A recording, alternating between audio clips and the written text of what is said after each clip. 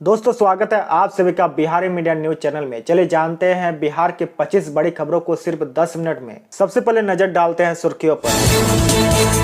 बिहार चुनाव 2025 की तारीख घोषित, 2 चरणों में होगा मतदान।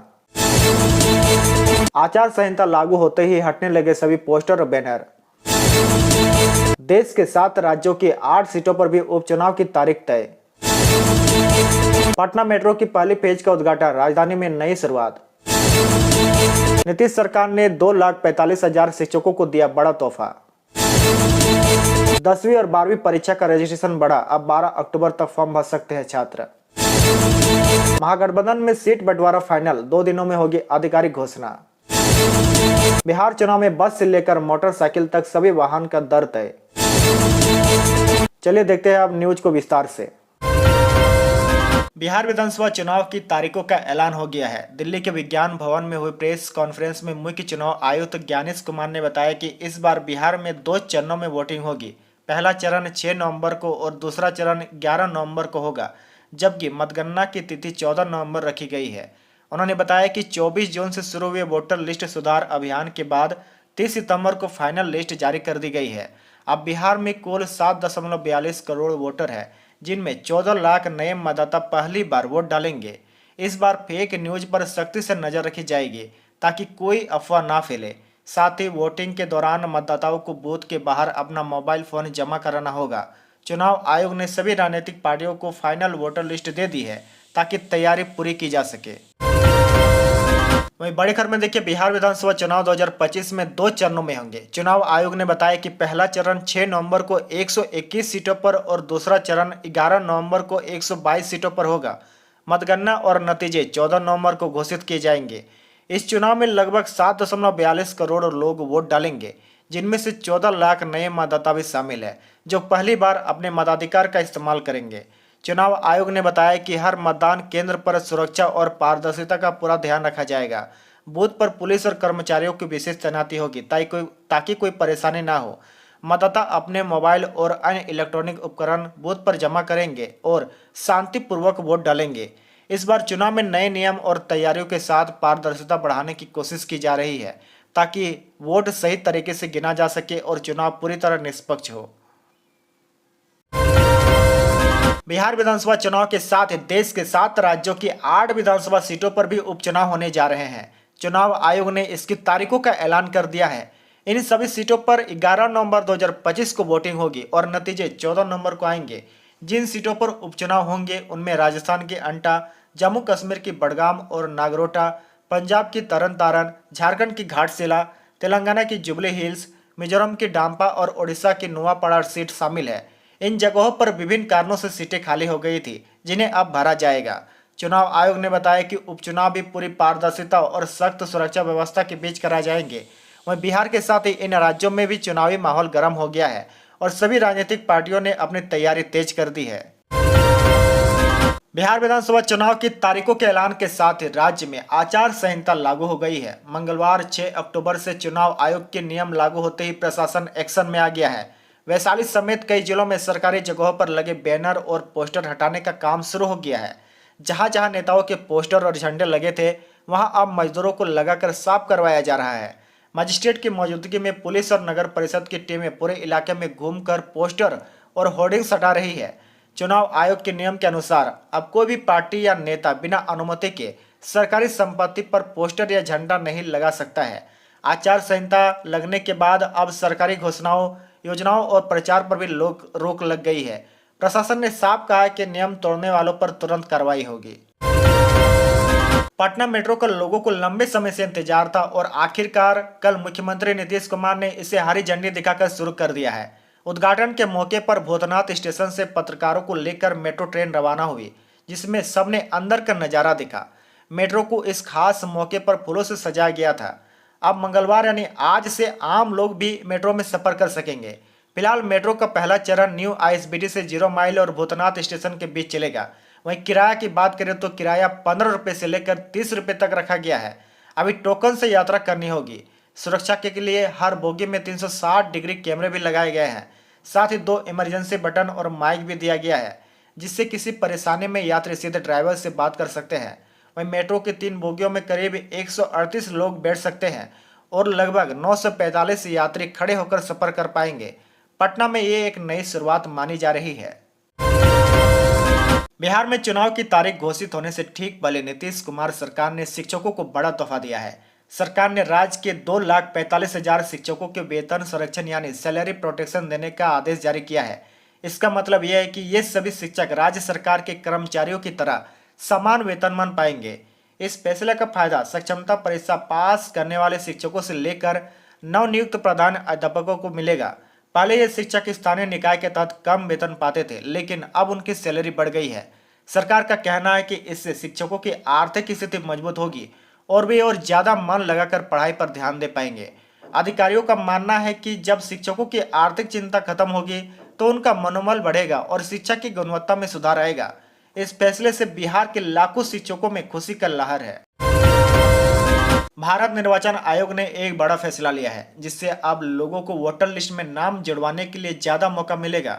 अब कोई भी व्यक्ति नामांकन के आखिरी तारीख से 10 दिन पहले तक नया वोटर बन सकता है। पहले ऐसा मौका सिर्फ फाइनल वोटर लिस्ट जारी होने तक ही मिलता था, लेकिन अब इस नियम में बदलाव कर दिया गया है। इस फैसले से उन लोगों को राहत मिलेगी जो किसी वजह से समय पर नाम नहीं जुड़वा पाते थे। चुनाव आयोग का कहना है कि इस कदम से ज़्यादा लोग मतदान में हिस्सा ले पाएंगे और लोकतंत्र को और मजबूत बनाया जा सकेगा। अब जो युवा 18 साल पूरा कर चुके हैं या किसी कारण से वोटर लिस्ट में नाम नहीं है, वे आसानी से आवेदन कर सकेंगे।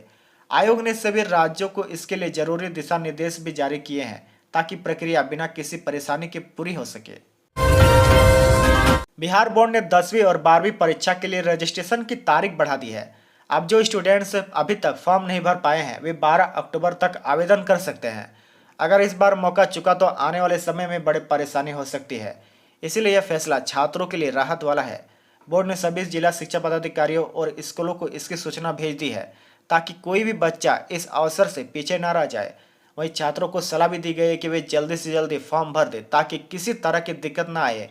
रजिस्ट्रेशन फॉर्म ऑनलाइन भरना होगा और सभी जरूरी दस्तावेज तैयार रखना जरूरी है। इस फैसले से उन बच्चों को फायदा मिलेगा जो किसी वजह से पिछड़ गए हैं और अब उन्हें परीक्षा में हिस्सा लेने का पूरा मौका मिलेगा। इसलिए सभी छात्र जल्द से जल्द रजिस्ट्रेशन कर ले। बिहार विधानसभा चुनाव से पहले महागठबंधन में सीट बंटवारे का मसला सुलझ गया है। तेजस्वी यादव के घर में हुई बैठक में आरजेडी, कांग्रेस, बीजेपी और वाम दलों ने मिलकर सीट शेयरिंग और उम्मीदवारों के चयन पर आखिरी फैसला कर लिया है। अब महागठबंधन के अंदर किसको कितनी सीट मिलेगी और कौन कौन उम्मीदवार होंगे, इस पर सभी दलों की सहमति बन गई है।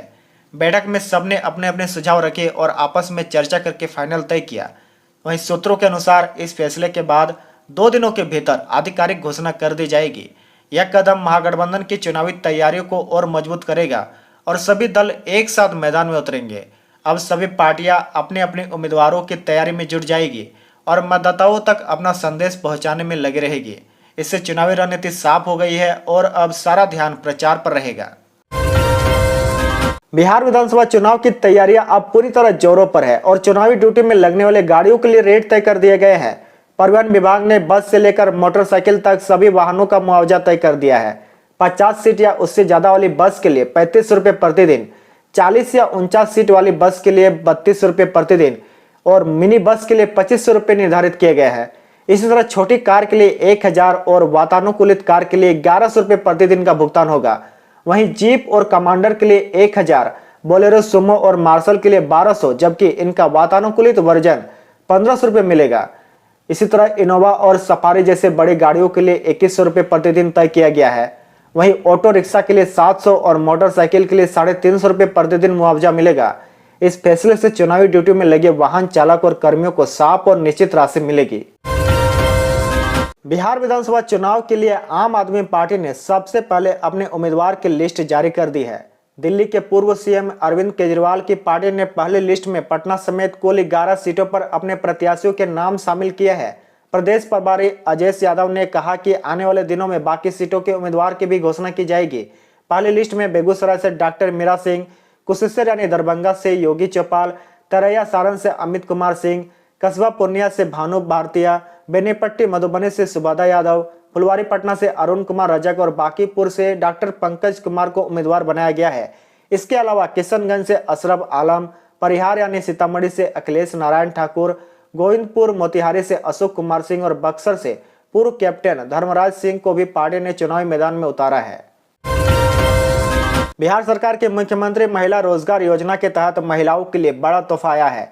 6 अक्टूबर 2025 को मुख्यमंत्री नीतीश कुमार ने 21 लाख महिलाओं के बैंक खाते में 10,000 की तीसरी किस्त सीधे भेजी। यह राशि डायरेक्ट बेनिफिट ट्रांसफर के जरिए उनके खाते में पहुंची। इस योजना का मकसद महिलाओं को आर्थिक मदद देना है और उन्हें स्वरोजगार के लिए प्रोत्साहित करना है ताकि वे खुद के पैरों पर खड़ी हो सके। इस पैसे से महिलाएं अपने छोटे छोटे कारोबार शुरू कर सकती है। सिलाई, ब्यूटी पार्लर, कुकिंग या कोई भी काम कर सकती है। सरकार का कहना है कि जब महिलाएं आत्मनिर्भर बनेगी तो परिवार और समाज दोनों को फायदा होगा। इस योजना से ग्रामीण और शहरी दोनों जगह की महिलाओं फायदा उठा रही है और अपने जीवन को बेहतर बना रही है। यह कदम महिलाओं की आर्थिक स्थिति मजबूत करने में मददगार साबित हो रहा है। बिहार के मौसम को लेकर मौसम विभाग ने अलर्ट जारी किया है। राज्य के 32 जिलों में 7 अक्टूबर तक येलो अलर्ट जारी रहेगा। इस दौरान कहीं कहीं हल्की से मध्यम बारिश होगी और कुछ जगहों पर तेज बारिश भी हो सकती है। साथ ही तापमान में 2 से 3 डिग्री की गिरावट की भी संभावना है, जिससे दिन और रात का मौसम थोड़ा ठंडा महसूस होगा। वहीं मौसम विभाग ने लोगों से सावधानी बरतने की सलाह भी दी गई है।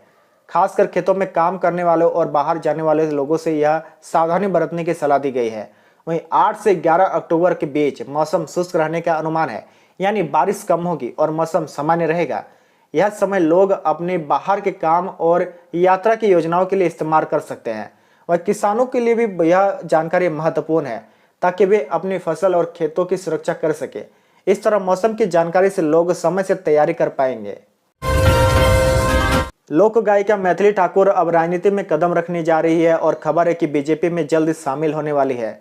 बताया जा रहा है कि वह दरभंगा की अलीनगर सीट से चुनाव लड़ सकती है। इससे पहले उन्होंने बिहार प्रभारी विनोद तावड़े और केंद्रीय मंत्री नित्यानंद राय से मुलाकात भी की थी। इस मुलाकात के बाद विनोद तावड़े ने सोशल मीडिया पर लिखा कि साल 1995 में जब बिहार में लालू राज था तब मैथिली का परिवार बिहार छोड़ गया था। अब सुप्रसिद्ध गायिका मैथिली ठाकुर बदलते बिहार की रफ्तार देखकर फिर से बिहार आना चाहती है और अपने राज्य के विकास में योगदान देना चाहती है। मैथिली के राजनीति में आने से बीजेपी को न सिर्फ वोटर्स का फायदा मिलेगा बल्कि पार्टी को नए चेहरे और जनप्रियता भी मिलेगी।